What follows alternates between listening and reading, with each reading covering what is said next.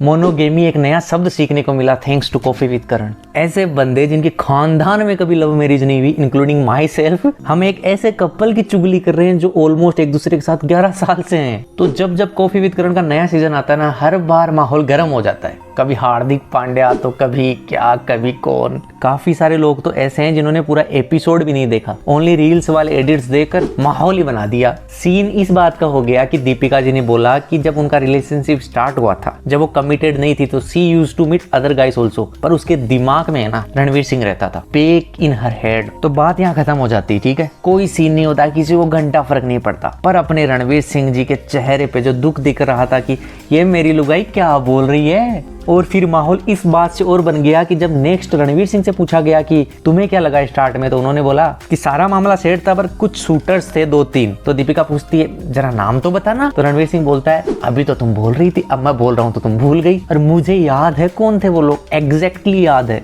ऐसा बोला। तो भैया वहां पे माहौल खिंच गया कि ओहो, रणवीर सिंह तो बैकअप प्लान था दीपिका का। उसके ऊपर से रणवीर सिंह का वो चेहरा, उसके बाद तो इंटरनेट ने जो आग मुती पूछो मत। पुराने इंटरव्यूज उठा के लाए गए, रणवीर सिंह का अनुष्का वाला, दीपिका का रणवीर वाला। पूरे एपिसोड में ये बात ओनली 4 या 5 मिनट हुई थी। उसके बाद दीपिका ने डिप्रेशन वगैरह पे बात करी, किसी को घंटा फर्क नहीं पड़ता, उनको तो बस वो मिल गया मामला, तो वहां से उन्होंने स्टार्ट कर दिया सारा पंगा। देखो हमने तो ये नहीं देखा ना पर्दे के पीछे उनके बीच क्या चल रहा है, हमने तो ओनली इंटरनेट पे जो चीजें देख रहे हैं, जो उनकी पीआर टीम हमको दिखाना चाहती है, वैसी सी इमेज बना रखी है अपने दिमाग में कि परफेक्ट कपल।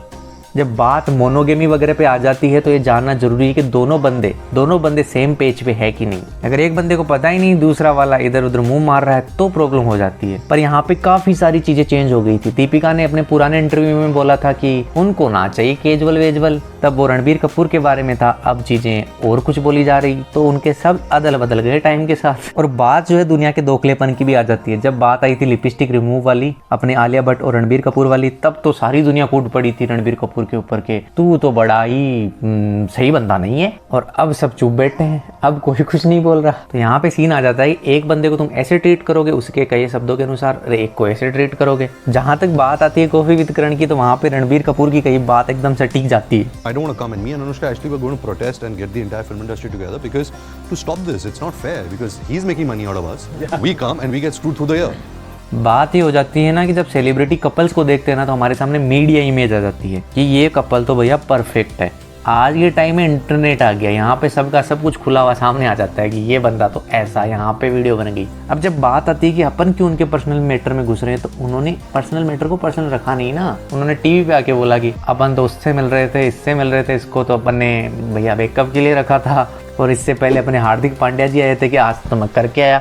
जब तुमने टीवी पे बोला है सबके सामने, तो पर्सनल मैटर कैसे हो गया भैया। और वो भी कॉफी विद करण के शो में बोला आपने, जहाँ पे हर बंदा जब आता है तो उसके दिमाग पे टेंशन रहती है कि जब यहाँ से एपिसोड खत्म होगा और जब टीवी पे टेलीकास्ट होगा उसके बाद कोई कंट्रोवर्सी तो ना हो जाएगी। और फिर ऊपर से ये लोग भी आ जाते हैं कि उन्होंने एडिट क्यों नहीं किया। एडिट इसलिए नहीं किया कि उनको कमाने पैसे, भैया टीआरपी नाम की चीज होती है। आपको पता भी लास्ट सीजन कब आया था कॉफी विद करण का, और इसके आने से पहले तुमने कहीं पे इसके ज्यादा ऐसे प्रमोशन भी देखे थे? नहीं ना, बस पहला एपिसोड निकाला, कंट्रोवर्सी करी, पैसे ही पैसे, काफी माल बटोर लेते हैं टीआरपी के चक्कर में। तो क्यों वो एडिट करेंगे ऐसा कुछ, वो तो चाहते हैं कि ऐसा कुछ बोले, और अब वेट कर रहे हैं कि नेक्स्ट एपिसोड में कौन आ रहा। देखो monogamy, modern relationship, open marriage, इन चक्करों में पड़ो ही मत भैया। अपन को पता करने के लिए गूगल करना पड़ता है कि ये क्या बला आ गई नहीं। अब लोग यहाँ पे जज करने लगते हैं करण जौहर को कि वो जबरदस्ती करा रहा है। ना भैया ना, जब तुमको बोला गया है कि तुम नेशनल टीवी पे आओगे, तुमको पता है कॉफी विद करण कैसे सीन करता है, कैसे चीजें वर्क कर रही है, काफी सारी कंट्रोवर्सीज होती आ रही है इसकी हिस्ट्री में।